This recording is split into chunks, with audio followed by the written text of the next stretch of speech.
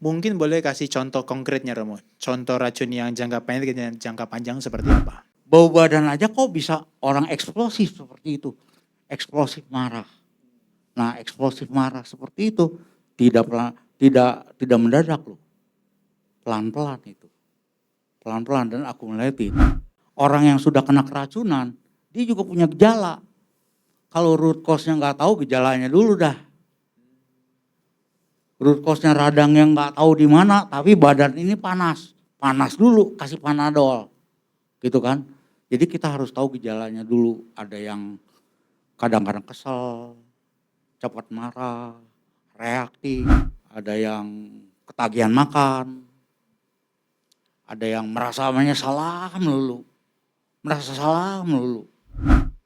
ada yang ngobrol-ngobrol kayak gini, ada yang berdebar-debar, grogi, takut. Itu juga tidak terasa tuh hari-hari. Ya, Ibu Bapak perlu diketahui bahwa Romo Slamet aktif ya sebagai pegiat Buddhis, sering ceramah di sana sini. Cuma sekarang kita baru lihat langsung gitu ya Romo ya. Dan kemudian nanti juga Romo boleh berbagi pengalamannya bahwa Romo juga banyak terlibat aktif di kegiatan hipnoterapi. Dan itu juga ya katanya banyak melatar belakangi cara beliau ngajar. Lebih aplikatif dan lebih kepada terapan. Dan sebetulnya ada satu hal yang jago banget menurut saya. Itu adalah jago di abidamanya. Kalau ngomong abidama pasti ingat Pak Slamet. Gitu ya. Nah, nanti Ibu Bapak boleh tanya. Abidama itu filsafatnya Buddhis. Ya, nanti Ibu Bapak boleh tanya tentang itu. Oke, kalau gitu saya undang ke depan Romo, silakan. Boleh tepuk tangan dong, Ibu Bapak.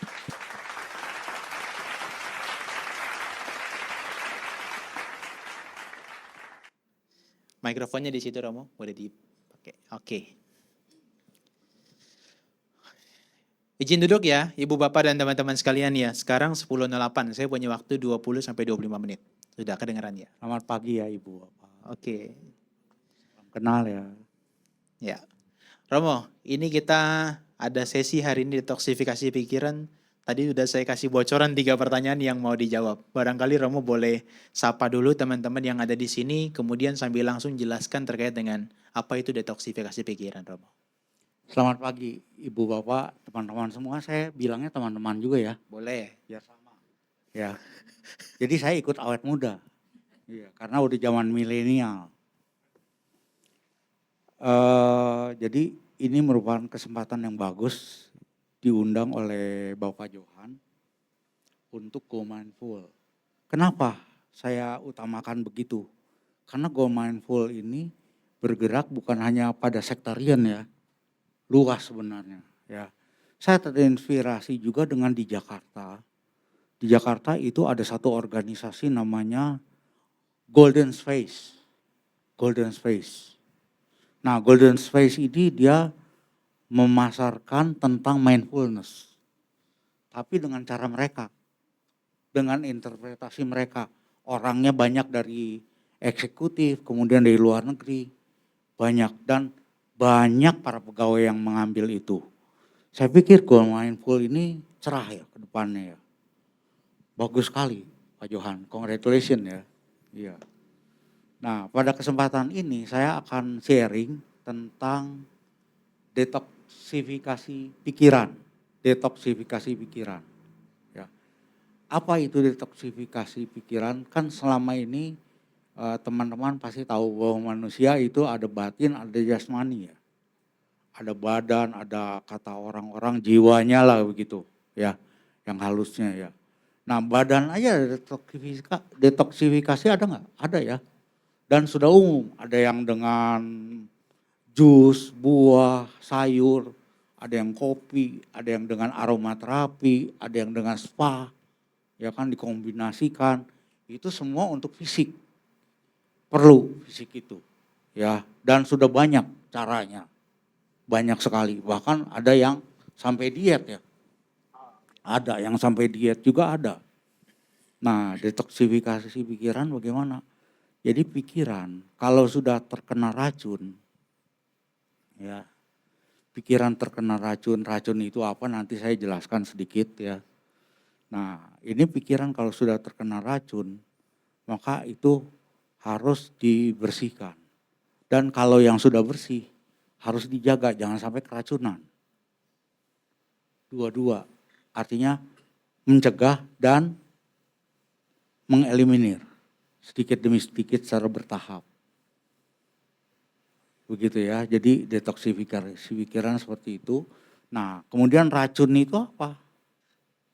Nah, nanti ada sesinya tersendiri, kita bahas racun lebih detail. Tapi racun itu kalau ibu bapak ada tersedia 3 piring nasi dengan lauknya. Ada yang satu lauk, satunya vegetarian, satunya campur aduk macam-macam. Ditanya, pilih yang mana? Kan nggak tahu itu beracun atau enggak. Makan aja gitu kan, setelah dimakan baru kerasa. Ada yang kerasanya cepat, ada yang kerasanya lama. Pikirannya kok itu, nggak beda. Nah, oleh karena itu kita harus mengenal racun. Supaya jangan tertipu oleh makanan tadi. Makanan tadi tersedia di mana-mana. Tapi kalau tertipu, tahu-tahu itu racun. Misalnya ibu bapak teman-teman vegetarian. Ambil yang vegetarian, ternyata itu beracun. Karena nggak tahu ciri-ciri racunnya. Kan kena keracunan, betul nggak? Oleh karena itu topik ini bagus sekali ya. Karena yang diperkenankan terlebih dahulu supaya teman-teman tahu ini racun loh. Hati-hati loh, gitu kan. Jadi detoksifikasi pikiran itu terkait dengan racun dalam diri kita yang disadari dan yang kadang-kadang tidak disadari. Teman-teman semua ada yang beragama Buddha?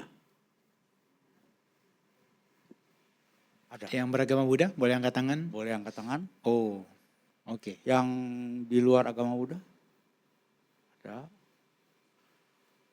Tahu tentang ketidakkekalan? Tahu. Ya, rata-rata tahu. Tidak hanya umat Buddha. Itu ajaran utama Buddha kan ketidakkekalan. Tapi ketidakkekalan itu ada yang radikal. Radikal itu artinya berubah dengan cepat. Itu gampang disadari. Tapi kalau berubahnya perlahan-lahan, oh itu mirip leakage. Leakage itu air dia berkurang pelan-pelan hanya gara-gara kepanasan, gara-gara bocor, pelan-pelan berkurang gak terasa, tahu-tahu berubah. Tahu-tahu berubah. Nah ini aspek dari ketidakkekalan. Ketidakkekalan ada yang radikal, ada yang pelan-pelan. Tapi langsung berubah. Seolah-olah pada saat berubah, loh kok bisa jadi begini? Kok jadi begini? Kadang-kadang kita juga menyadari diri kita, loh kok saya berubah ya? Nah padahal dia sudah berubah sejak lama. Tapi nggak terasa. Pelan-pelan berubah. Dia berubah seperti itu. Nah racun juga begitu, ada yang pelan-pelan. Nggak terasa, tahu-tahu kita berubah aja sifatnya udah kena racun. Pikirannya. Tapi ada yang berubah dengan cepat. Keracunan langsung kerasa. Oh saya jadi begini ya, hari ini ya berubah ya. Kerasa, tapi ada yang pelan-pelan tahu-tahu jadi pemarah misalnya ya. Udah keracunan dia, tahu-tahu. Tidak terasa. Nah ini topik detoksifikasi pikiran ini sangat penting sekali karena kita berbicara dengan racun. Racunnya pikiran. Racunnya pikiran itu mungkin. Berarti ada racun yang sifatnya jangka pendek dan jangka panjang dong Iya, ya? betul. Boleh dijelaskan Romo? Nah racun yang sifatnya jangka panjang itu dengan jangka pendek itu sebenarnya sama. Gak beda-beda. Tapi yang jangka panjang itu dia sebenarnya sudah berpengaruh ke orang itu pelan-pelan. Pada jangka waktu tertentu sifat orang itu berubah. Beda dengan misalnya 10 tahun lalu. Atau kapan. Nah padahal dia udah keracunan. Tapi dia gak tahu bahwa dia keracunan. Nanti ada indikator-indikatornya ketika kita bahas itu nanti mungkin. Mungkin boleh kasih contoh konkretnya Romo. Contoh racun yang jangka pendek dan jangka panjang seperti apa? Jangka pendek nih begini. Ketika kita berhubungan dengan objek tertentu, kita langsung marah misalnya. Nah itu mendadak marah. Tapi ada yang semenit 2 menit kita berhubungan dengan orang susah. Orang susah itu bukan orang gak mampu. Mungkin saja dia mampu, tapi susah dikelola oleh kita. Kan ada ya orang susah yang seperti itu ya. Semenit 2 menit wajar nggak apa-apa. Hanya 1 menit 2 menit sehari. Besoknya semenit 2 menit juga, tapi lebih dari 1 kali. Bisa 3 kali, nggak kerasa, nggak apa-apa. Itu 1 hari. Besoknya begitu lagi, besoknya begitu lagi. Nggak apa-apa, tapi beruntun harinya. Seolah-olah itu terjadi terus. Itu terjadi terus. Yang tadinya dia nggak apa-apa, jadi apa-apa. Jadi apa-apa. Misalnya, tiba-tiba yang tadinya ada garpu, sendok, jatuh kalau pulang kerja. Pulang kerja kan biasanya capek ya. Itu masih nggak apa-apa. Tahu-tahu dia jadi marah. Tiba-tiba kepada keluarganya yang menjatuhkan sendok garpu itu. Hanya karena apa? Hanya karena dia bertubi-tubi mengalami yang tidak dirasakan. Tapi karena sering, frekuensinya menjadi dia berubah seolah-olah. Awalnya tak terasa, tapi sifatnya sudah berubah pelan-pelan. Sudah berubah akumulatif ya. Kalau dalam istilah hipnoterapi compounded. Compounded. Jadi akumulatif. Jadi sehari 2 hari kejadian wajar nggak apa-apa. Tapi berturut-turut jadi apa-apa. Ya kan? Jadi apa-apa. Nah ini perubahan yang pelan-pelan. Pelan-pelan dia berubah. Ada yang waktu, mohon maaf, saya tidak bermaksud generalisasi, ini hanya bicara kasus-kasus, ya kan. Misalnya pada waktu merit, dia wajar aja, gitu kan. Nah lama-lama menjadi tidak wajar. Contoh misalnya, bau badan. Oh ada loh, yang tiba-tiba cerai gara-gara bau badan. Ada. Loh kok dia bisa cerai ya? Hanya gara-gara bau badan, itu kan kecil. Bisa aja pakai parfum, bisa mandi. Loh tiap hari bau badannya. Hari pertama nggak apa-apa. Hari kedua masih nggak apa-apa, tapi apa-apa sedikit. Udah mulai berubah, ya kan? Ini kok terus gitu kan, menerpa dia. Sehingga dia memiliki daya tahan juga. Daya tahan juga, mulai terkoreksi pelan-pelan tanpa dia sadari, tahu-tahu lu nih gua amati kok bau terus ya. Iya kan? Hari pertama kedua nggak apa-apa mungkin karena ada honey-nya, ya kan? Tapi kalau sudah bertubi-tubi bertahun-tahun, itu orang itu cerai, bisa. Hanya gara-gara satu, bau badan aja kok bisa orang eksplosif seperti itu, eksplosif marah. Nah eksplosif marah seperti itu tidak mendadak loh, pelan-pelan itu, pelan-pelan dan akumulatif, tiba-tiba berubah seperti itu. Nah, contohnya itu Pak Johan. Tapi dua-duanya sama-sama bahayanya. Sama bahayanya, cuma ya dia terakumulasi, yang satu cepat, gitu. Makanya kita nanti perlu detox, yang begitu-begitu, yang pelan-pelan maupun yang cepat. Oke. Perlu detox. Ya Romo, ke topik kedua. Itu sumbernya dari mana mereka? Racun-racun ini bawaan lahir atau memang dikasihkan siapa? Jadi racun-racun ini, pertama kita harus tahu dulu indikasinya. Indikasinya gejalanya. Gejalanya kalau seperti orang misalnya radang, gejalanya apa? Panas badan, ya kan? Begitu. Nah, orang yang sudah kena keracunan, dia juga punya gejala. Kalau root cause-nya nggak tahu, gejalanya dulu dah. Root cause-nya radang yang nggak tahu di mana, tapi badan ini panas. Panas dulu, kasih panadol. Gitu kan? Jadi kita harus tahu gejalanya dulu. Ada yang kadang-kadang kesel, cepat marah, reaktif. Reaktif artinya begitu kontak dengan objek, dia menanggapi segera. Reaktif.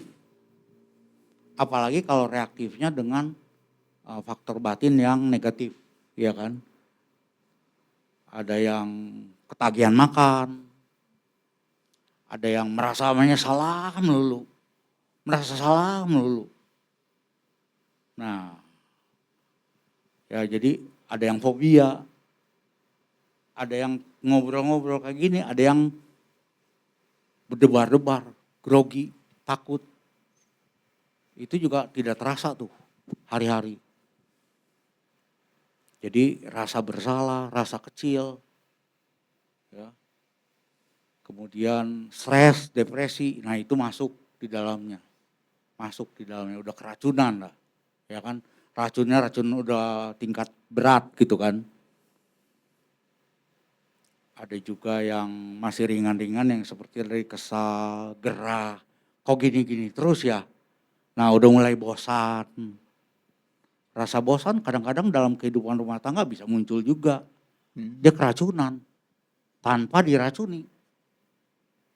Keracunan tanpa pasangannya tahu dia sedang meracuni. Bisa juga terjadi. Bisa juga terjadi. Ya, belum lagi ada orang yang ngompol misalnya. Ya jadi keracunan ini kena ke fisik. Ke fisik, sudah ke dokter kok nggak sembuh-sembuh. Ada orang yang meler sesak napas ketika minum es. Meler sesak napas. Datang ke saya, bukan dokter. Bukan dokter dong. Tak minta, kamu ke dokter gih.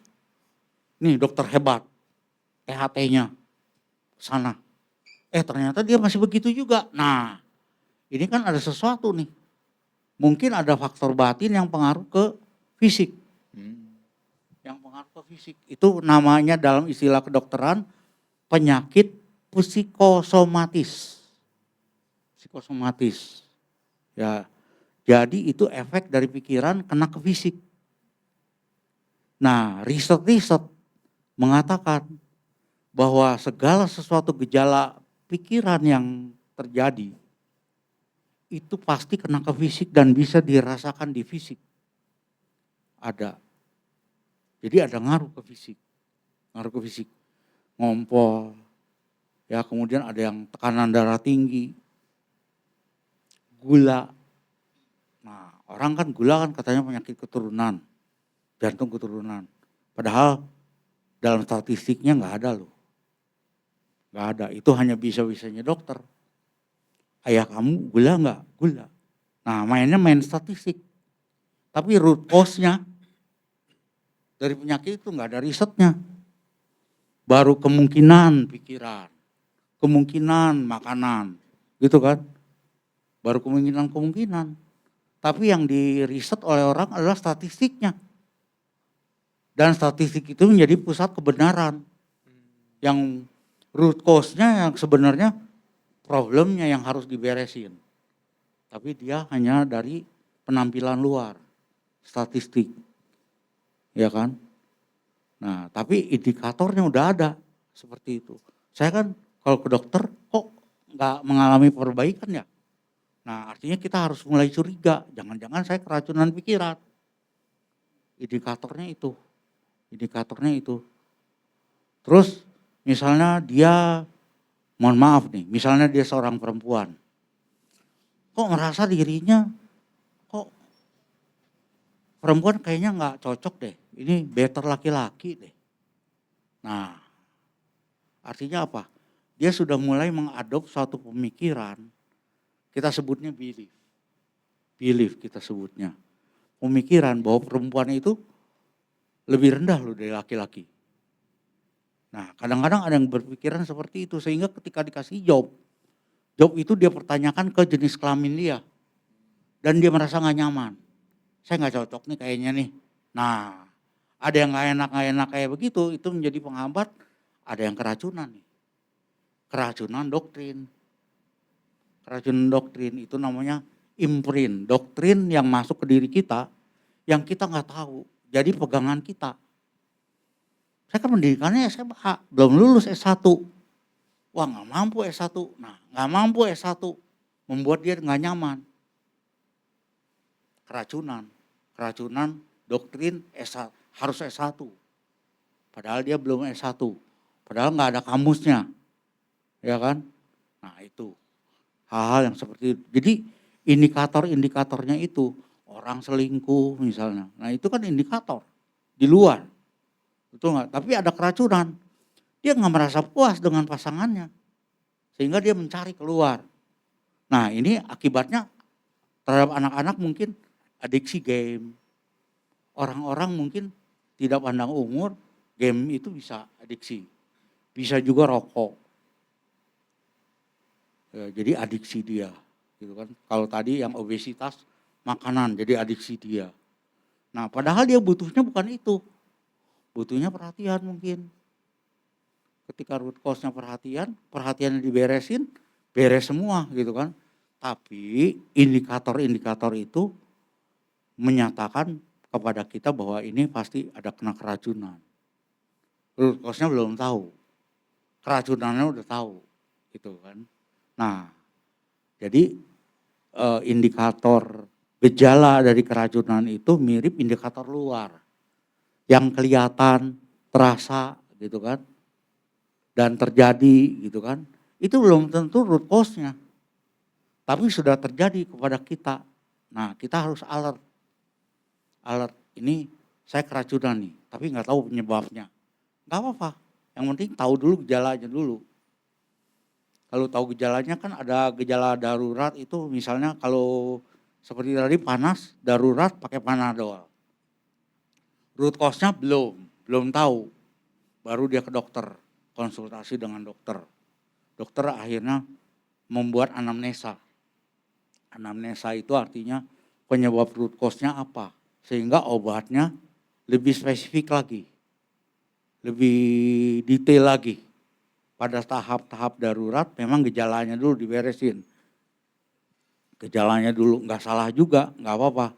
Nah, racun itu datangnya dari mana? Tadi kan begitu ya, datangnya dari mana? Pernah nggak mengalami ketinggalan handphone? Gimana rasanya? Enak ya? Nggak enak ya? Nah, ada yang enak, ada yang nggak enak. Tergantung.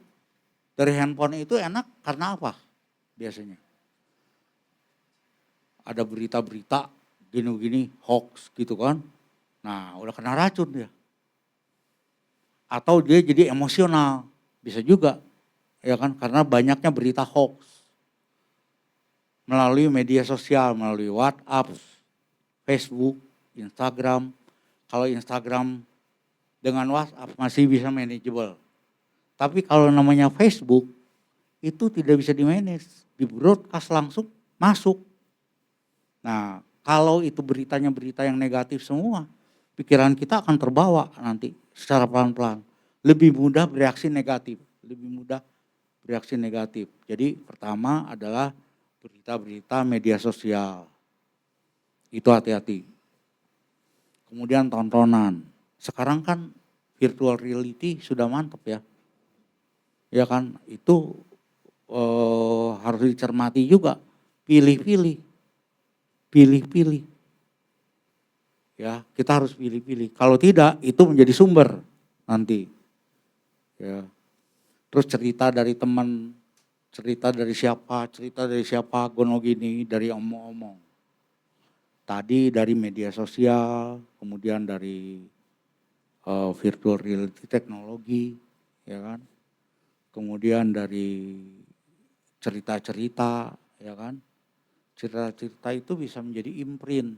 Kalau orang yang menyatakan itu orang yang berpengaruh. Bisa menjadi imprint. Imprint itu artinya bisa menjadi doktrin bagi dia. Itu benar. Karena orang itu berpengaruh. Kalau orang tuanya terhadap anaknya ngomong sesuatu dan orang tuanya dianggap oleh anak sebagai otoritas, maka anak akan oke-oke aja, ya kan? Akan ikut aja gitu kan, apa kata orang tua. Padahal yang dikatakan oleh orang tua bisa hal lain. Dianggap benar oleh si anak. Nah, si anak itu telah terkena racun. Ya kan? Sumbernya dari orang terdekat dia. Sumbernya dari situ.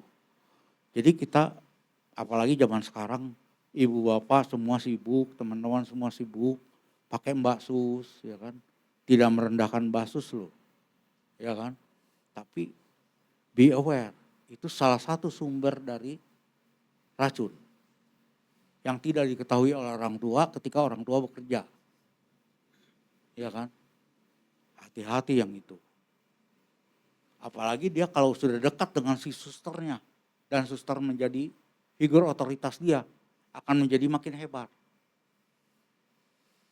Jadi hati-hati dengan figur otoritas, belum tentu benar, bisa racun. Dari pengalaman saya ketika membantu orang-orang, ada orang mau bunuh diri hanya gara-gara pendetanya ngomong sesuai dengan kitabnya tentunya, bahwa bunuh diri itu hal yang penting. Diadop oleh dia menjadi kebenaran, sehingga dia terpacu untuk bunuh diri. Bisa seperti itu loh. Padahal pendeta kan disinyalir harusnya benar ya ngomongnya.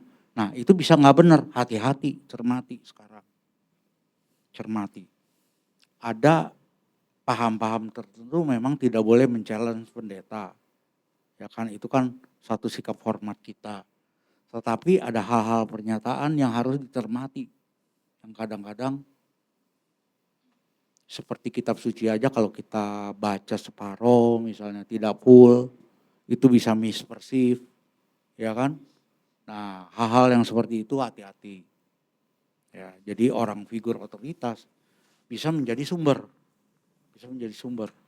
Jadi media sosial, bacaan-bacaan, koran apa, internet dan sebagainya. Itu juga hal yang belum tentu benar, apalagi sekarang pakai chat GPT, ya kan. Saya pernah beberapa kali masuk ke saya dari dosen. Kebetulan dosen agama Buddha masuk ke saya, Pak Slamet tolong dicek yang ini. Karena apa? Saya tahu persis yang bertanya ini nggak gaul, gaptek lah istilahnya. Dia untuk ngecek itu nggak gampang. Dia minta cek ke saya, tolong cek nih sumbernya benar nggak. Saya cek, ini bohong. Sumbernya harusnya ini, isinya harusnya kontennya ini. Judulnya apa, kontennya apa, itu kan kalau kitab suci jelas, ya kan. Tapi begitu masuk chat GPT karena dia belum terdidik, tergantung orang posting apa, ya kan. Dia mengeluarkan sesuatu, ini tentang ini, isinya ini. Ternyata salah. Saya bilang sama dosen itu, ini isinya bodong. Loh kok bisa begitu ya? Orang sekarang bikin skripsi, bikin tesis, pakai chat GPT. Pakai AI, ya kan? Bisa pakai AI. Begitu kita punya file, kita inginnya apa, backgroundnya apa, statistiknya dari mana. Semakin detail, dapat kita detail, jadi tesis. Lulus. Padahal isinya belum tentu benar. Gitu. Dan biasanya ada juga dosen-dosen tertentu dia pingin banyak membimbingnya. Kalau udah banyak membimbingnya, boro-boro baca. Dia nggak baca. Ya kan, akibatnya ACC aja lulus. Lulusnya lulus bodong nanti. Jadi kemungkinan terjadinya begitu. Jadi sumbernya bisa dari artificial intelligence, teknologi juga. Ya. Bisa seperti itu, Pak Johan. Ya. Menarik ya Romo ya. Oke, itu sumber-sumbernya kita udah tahu sekaligus indikatornya. Barangkali yang ketiga ini adalah yang terakhir, cara detoksi pikirannya gimana. Tadi Romo ada sih bilang ada yang jangka apa yang panjang, ada yang singkat gimana Ya. tuh? Nah ini, yang kita kenal secara umum berdoa, betul nggak? Setiap agama apapun berdoa, ya kan? Pakai berdoa, kalau udah berdoa kayaknya ada satu utang yang sudah lepas. Satu, berdoa bisa. Untuk tahap-tahap tertentu orang butuh misalnya jalan-jalan. Jalan-jalan bisa buat dia, tapi buat orang lain nggak bisa. Jadi jalan-jalan masih bisa. Tergantung tingkat detox, tergantung tingkat racun yang meracuni dia tinggi mana gitu kan. Bisa jalan-jalan. Ada yang retret, dengan retret bisa, ya kan. Ada yang dengar musik bisa. Ada yang yoga, is okay, ya kan. Kalau di Buddhis meditasi biasanya, ya meditasi. Sekarang bukan hanya Buddhis loh meditasi loh, lebih mengarah ke umum, ya kan. Itu bisa, ya. Itu bisa. Jadi cukup banyak. Ada yang minta bantuan profesional, misalnya ke coaching, life coaching, terapis, hipnoterapis, itu bisa juga. Bisa juga. Ya. Tapi semuanya itu sebenarnya ujung-ujungnya ada tingkat wisdom. Sampai seberapa jauh wisdom yang terbentuk dalam dirinya. Belajar bisa berarti. Belajar meningkatkan kebijaksanaan, artinya dia banyak tahu. Banyak taunya dia hubung-hubungkan, sintesa, ini bisa nggak untuk mengatasi problem dia? Kalau bisa dia pakai. Itu. Nah, belajar bisa, meditasi bisa. Jadi banyak ya, banyak sebenarnya ya. Cuma sekarang lagi ngetren ini meditasi. Dengan meditasi. Judulnya tertentu lagi, mindfulness. Wah, padahal mindfulness apa gitu kan. Mereka juga belum tentu tahu. Tapi ada orang-orang yang nggak tahu bisa apply juga. Bisa apply juga, nggak apa-apa juga. Tapi kalau kita di ruangan ini saya yakin kalau mindfulness misalnya cari guru yang tepat lah istilahnya ya kan. Supaya lebih tahu persis gitu kan. Nggak membawa kepada hilang racun satu muncul racun dua. Ya kan. Judulnya sama mindfulness gitu kan. Kan repot jadinya. Ya kan, jadi kita harus pilah-pilah ketika kita mengobatinya, jangan sampai timbul racun kedua, gitu kan. Mungkin saja mengobatinya itu untuk sementara. Doa kan bisa juga untuk sementara, ya kan. Musik juga bisa untuk sementara, tenang, ya kan. Dan ceramah-ceramah lewat YouTube bisa juga ya, bisa juga dengan media sosial. Saya lebih suka tuh katanya, kata teman saya, dengar ceramah si A katanya. Kayaknya kok tenang katanya. Dari suaranya tenang. Suara aja udah bikin tenang. Iya kan? Belum kontennya. Iya kan? Jadi kadang-kadang yang begitu-begitu kita tidak bisa hindari. Ya kan? Dibandingkan kita kena racun baru dengan nyinyir. Hati-hati sikap batin kita. Ketika ada orang bicara tertentu belum tentu dia salah loh. Mungkin konteksnya untuk orang yang levelnya mana, ya kan? Sehingga kita tidak reaktif, gitu kan? Nah bisa dengan itu. Jadi bisa juga ada orang yang misalnya ke psikiater, dokter, psikolog dengan psikiater itu kan beda tuh dua, psikolog dengan psikiater. Psikolog lebih banyak coaching, psikiater itu backgroundnya adalah dokter. Dokter yang mengambil bidang khusus untuk S2-nya psikologi. Nah kalau dokter urusannya apa? Nah resep, obat, pasti dikasih obat. Dan pengakuan dari seorang psikiater yang sangat senior, yang panjang sekali perjalanannya, beliau mengakui selama beliau praktik belum pernah ada pasiennya yang berhasil sembuh. Mereka semua hanya gejalanya aja hilang karena obat. Root cause-nya masih. Itu pengakuannya. Pengakuan yang sangat senior. Saya tahunya itu pada waktu diskusi di forum dokter. Dokter semua. Dokter berbagai bidang. Beliau mengakui di situ. Obat yang diberikan hanya untuk menghilangkan gejala. Tapi untuk root cause nggak ada. Nggak ada. Karena bidang keahliannya dia dokter. Ya kan? Kemudian mengambil bidang khusus psikologi. Gitu. Sehingga obat itu menjadi panduan utamanya.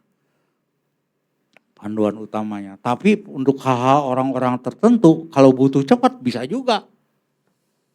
Ada satu kawan, terjadi dia kena penyakit OCD, tahu OCD ya? Obsessive compulsive Obsessive disorder. compulsive disorder. Itu gara-garanya ketahuannya dari mana? Dia cerita, kalau kunci pintu, udah naik angkot, dia minta berhenti, mau pulang lagi, lupa dikunci katanya. Padahal udah dikunci berkali-kali, udah sampai kantornya, balik lagi pulang untuk kunci lagi, padahal sudah dikunci. Nah, dia mengatasinya karena butuh cepat, waktu itu ke psikiater, hilang dengan obat itu.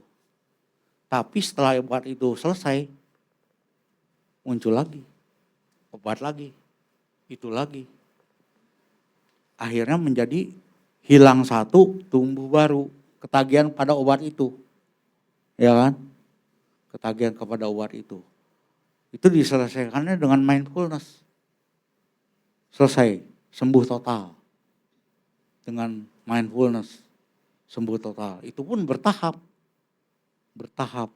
Artinya bukan secara tekstual ya, mindfulnessnya. Bukan secara tekstual. Tapi bertahap dalam penerapannya dalam kehidupan sehari-hari. Bagaimana? Nah, itu bisa menyembuhkan tergantung dari derajat urgenitas orang itu. Ingin sembuh cepat atau lambat tapi sure gitu kan. Ya seperti itu, bisa dipilih. Jadi teman-teman nanti ketika detox pun begitu.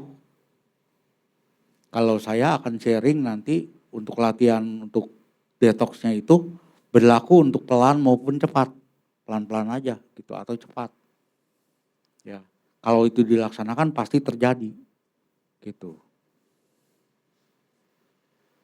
Ya, kalau secara tekstual itu kombinasi banyak teks. Banyak teks yang sudah kita terapkan. Biasanya kami menerapkan begini.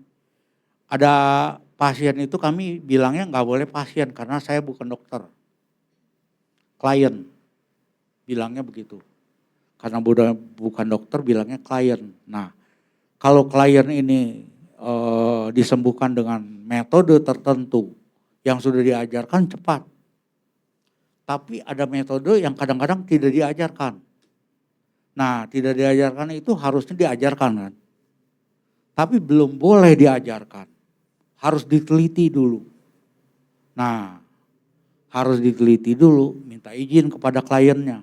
Apakah berkenan kita bantu begini dulu, ini secara pendidikan belum ada, tapi secara proses itu harus valid minimal 100 misalnya. Jadi dilakukan riset dengan berbagai orang yang melakukan itu. Riset sembuh, sambil ngomong udah 100 nih. Belum ada teorinya nih kita bentuk teori, tunggu. Kita sebarkannya yang kita udah tahu dulu. Sampai diadopt menjadi ilmu baru, teknik baru yang sudah proven. Sudah proven. Lebih dari 100 pasien istilahnya bisa sembuh, baru itu kita ajarkan ke orang dengan protokol yang tertulis. Protokol tertulis, seperti itu biasanya. Ya, kalau masih belum tertulis di protokol, itu kita belum berani ajarkan kepada orang dulu, hanya gerilya dulu, ini uji coba nih. Begitu. Ya, jadi tekniknya seperti itu. Ya, Pak Johan. Iya. Ya, Romo, terima kasih Romo. Ini kita udah ngomongin tentang cara detoksifikasi pikirannya gitu ya. Tapi kalau lihat waktu kayaknya kita masuk ke sesi hening dulu nggak apa-apa ya? 10 menit ya. Karena udah 45 menit ternyata. Boleh ya Romo ya? Boleh, boleh. Nanti sambil disiapkan teman-teman kalau ada yang mau bertanya, setelah sesi hening itu selesai baru boleh bertanya ya. Setuju ya? Oke, nanti sesi tanyanya lebib panjang jadinya. Saya kasih penjelasan dulu. Oke, dijelaskan sing itu baru Ya. kita meditasi ya Romo ya. Teman-teman, kita akan melakukan hening sejenak, tapi sebelumnya saya akan jelaskan dulu. Pernahkah mendengar semoga saya bahagia, semoga saya sehat, semoga saya bebas dari kebencian, semoga semua makhluk bahagia gitu kan. Ada kata semoga kan, kata semoganya sekarang hilangkan, bedanya apa? Kalau semoga itu cuma harapan, kapannya nggak tahu, ya kan? Jadi kalau semoga itu, misalnya semoga saya sehat dengan saya sehat, beda nggak? Beda. Lebih enak mana? Saya sehat. Nah, ada orang yang nyaman dengan saya sehat nyaman, tapi saya damai, dia nyaman. Saya sehat, gue nggak sehat kok. Jadi dia akan pilih apa tuh? Saya damai, saya tenang. Artinya dalam metode yang banyak dibacakan orang dengan berbagai cara, semoga saya sehat, saya bahagia, semoga terbebas dari kebencian, semoga saya terbebas dari penyakit, semoga saya terbebas dari penderitaan batin, penderitaan fisik, itu kan banyak. Itu jangan semua, salah satu yang nyaman. Pilih yang nyaman. Kalau nggak nyaman, ragu-ragu juga, ngapain buang waktu. Ragu-ragu juga, malah keracunan baru, ragu terhadap kata-kata itu, ya toh. Nah ini sebenarnya kalau meditasi dinamakan meditasi cinta kasih, tapi kita harus pilih kata-katanya. Lebih suka saya sehat atau saya bahagia atau saya damai. Jadi kalau nanti saya bimbing, saya sehat. Teman-teman dalam batinnya mengatakan bisa saja saya damai. Paham ya? Saya bahagia. Ada orang yang saya damai lebih cocok, ada orang yang saya bahagia lebih cocok, nggak apa-apa. Pakai yang cocok. Yang nggak cocok itu malah keracunan. Malah keracunan. Ya jadi ini baru pemilihan kata. Nah itu kan meditasi cinta kasih. Kalau meditasi dengan mengamati nafas gimana? Dia menyadari. Nafas masuk dia sadar. Nafas keluar dia sadar. Gitu kan? Akan nafasnya. Masuk dan keluar dia sadar. Sekarang kalau digabung gimana? Meditasi nafas dengan meditasi cinta kasih yang tadi. Saya kan seringkali meramu-ramu yang kayak begitu, nakal. Gitu. Di teksnya nggak ada, tapi kalau di masing-masing seperti orang belajar jurus. Jurus masing-masing jurus ada teksnya. Tapi begitu dia main kombinasi, sudah lain. Ya kan? Jadi nanti saya akan bimbing ketika nafas masuk, sadari nafas masuk, kemudian ikuti dengan kata-kata belakangnya dalam hati. Saya damai, atau saya bahagia, atau saya sehat. Jadi masuk saya damai, saya sehat. Nafas keluar dia sadari, saya bahagia, saya apa lagi. Yang nyaman semuanya. Tapi saya contohkan hanya satu, nanti saya damai, saya sehat misalnya ya.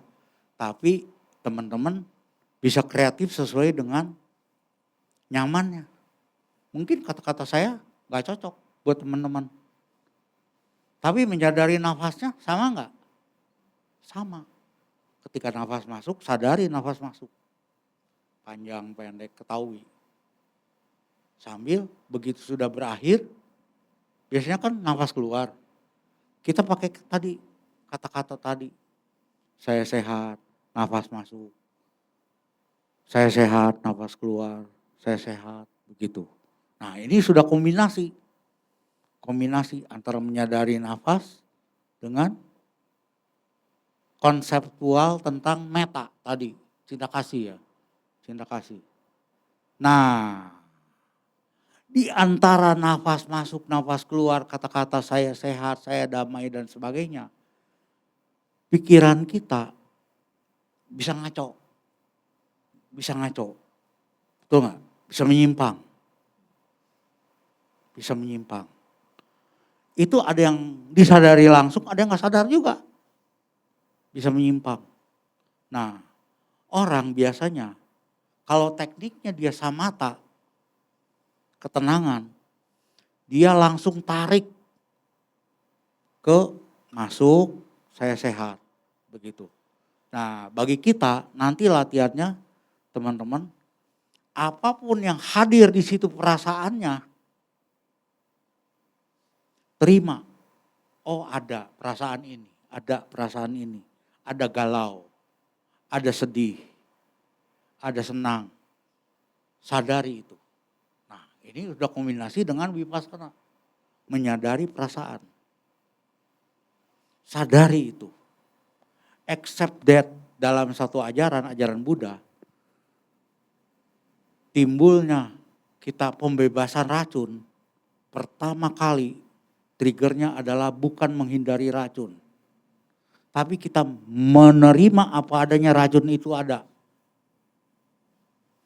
Kalau kita marah, sadari kita marah. Terima kita marah. Jadi menerima apa adanya, ya, receive, terima, menerima apa adanya yang terjadi kepada kita. Racun apapun, akui dulu, terima dulu keberadaannya. Karena itu merupakan tonggak utama untuk detox. Nah, setelah kita terima, tidak cepat-cepat kita lepaskan juga. Tapi kita biarkan, dalam tanda petik ya dibiarkannya ya. Maksudnya berikan kesempatan. Prosesnya seperti apa sih dia? Artinya kalau marah tuh kayak apa sih? Artinya kita mengenal lebih jauh kan. Menganalisis lebih dalam. Sehingga kita timbul satu pengetahuan. Betul nggak? Oh ternyata begini. Nah itu juga proses detox loh. Karena kebijaksanaannya meningkat. Detox juga itu. Walaupun mungkin belum sampai ke akarnya. Kalau sampai ke akarnya mungkin panjang ya kan. Bisa terjadi nanti, oh itu terjadinya awalnya saya begini muncul objek pikiran. Ya kan? Sehingga kita bisa tahu, oh ini awalnya begini, sekarang kan saya sudah dewasa lagi begini, detox juga sebenarnya. Tapi sudah ke akarnya. Walaupun belum ke akarnya, masih oke detox juga. Jadi kita mengkombinasikan 3 macam meditasi sebenarnya. Meditasi ketenangan samatha dengan mengamati nafas masuk, nafas keluar. Meditasi ketenangan dengan metta, yang kadang-kadang orang bilang semoga semua makhluk bahagia. Ibu bapak teman-teman mengucapkan itu, muncul mettanya enggak? Enggak muncul. Jadi cuma lip service. Cuma ngomong aja. Mohon maaf nih. Cuma ngomong aja. Itu sama aja dengan baca teks, betul enggak? Sama, cuma ngomong aja. Kita jangan begitu. Yang apply terhadap diri kita dulu yang paling dekat. Jangan jauh-jauh terhadap semua makhluk. Makhluknya kita aja dulu. Saya ini ingin bahagia sebenarnya. Saya bahagia, saya sehat. Saya ingin sehat, saya sehat. Jadi shortcutnya. Jangan pakai semoga. Supaya itu definite. Ya, definite. Kedua, harus nyaman dengan apa yang diucapkan itu dalam hati. Harus nyaman. Kalau nggak nyaman, percuma. Keracunan nanti. Saya mengajarkan orang keracunan. Bahaya. Ya kan? Nah, detoxnya jadinya dengan cara itu. Jadi itu 2 digabung. Yang ketiga, itu di sela-sela itu bisa terjadi interupsi. Interupsinya bisa terjadi dengan emosi, perasaan, negatif, positif. Terima apa adanya, akui. Oh ada ini, oh ada perasaan ini, oh ada perasaan ini. Oh saya marah ya. Nah, seperti itu. Kadang-kadang orang kalau lagi marah disebut kamu marah ya. Tambah marah. Betul nggak? Sekarang dia harus berupaya. Berlatih untuk mengakui bahwa dia marah. Dia tahu. Itu juga detox. Begitu dia tahu marah, marahnya turun, reda. Detox. Dalam ajaran Buddha itu namanya Tipariwatang. 2 dasa karang. 3 tahap, 12 pandangan. Dalam khotbah pertama asada biasanya. Dhammacakkappavattana Sutta disebutkan. 3 tahap 12 pandangan itu 3 tahap terhadap 4 kebenaran mulia. 3 kali 4, 12. Kebenaran mulia itu yang pertama, kebenaran mulia tentang duka. Sakit duka, sedih duka, semua. Berkumpul dengan yang disukai, dengan yang dibenci, duka, ya kan? Duka. Duka itu tahap pertama, 3 tahap kan tadi. Tahap pertama harus diakui sebagai penderitaan. Bukan disingkirkan. Duka nggak bisa disingkirkan. Harus diakui. Artinya kalau kita mengalami duka karena kita pembenci misalnya, atau sering kesal, oh saya kesal, akui kesal, muncul, ada kesal, akui, itu tahap pertama dari 12 tahap. Tahap kedua baru nanti dia berpandangan, kesal ini tidak boleh terjadi dan dia harus paham benar-benar. Berarti berbagai jenis kesal dia harus alami. Sehingga dia paham betul-betul. Nah itu detox. Yang pertama, memahami, mengetahui yang terjadi. Tidak menolaknya, juga tidak merangkulnya. Dia hanya mengakui. Hanya mengakui. Accept that. That is. Kalau dia mengesalkan tuh gak enak, gak apa-apa. Kedua, kasih kesempatan. Yang gak enak tuh seperti apa? Oh kayak begini. Mulai kerasa. Di situ timbul awareness. Timbul kebijaksanaan. Maka balik lagi ke awal. Saya sedang apa? Sedang meditasi dengan nafas, menyadari lagi saya bahagia. Nafas keluar saya sehat. Nafas masuk saya bahagia. Nafas keluar saya sehat. Terinterupsi lagi, terima lagi. Ini kok menginterupsi. Oh ada ini, terima lagi. Berikan kesempatan lagi dia berproses. Sehingga kita tahu prosesnya seperti apa. Ya, baru balik lagi. Nah penjelasannya itu mungkin sedikit. Ya, oke, berarti kita kombinasikan 3 meditasi itu 3 secara meditasi. sekaligus ya Romo ya. Iya. Nah itu kalau mau dikemas namanya terserah. Itu kan cuma nama, iya kan? Terserah. Tapi 3-tiganya ada teksnya, ada. Teksnya ada. Tapi kombinasi dari teks itu nggak ada, nggak ketemu. Cuma Oke. kita yang lakukan.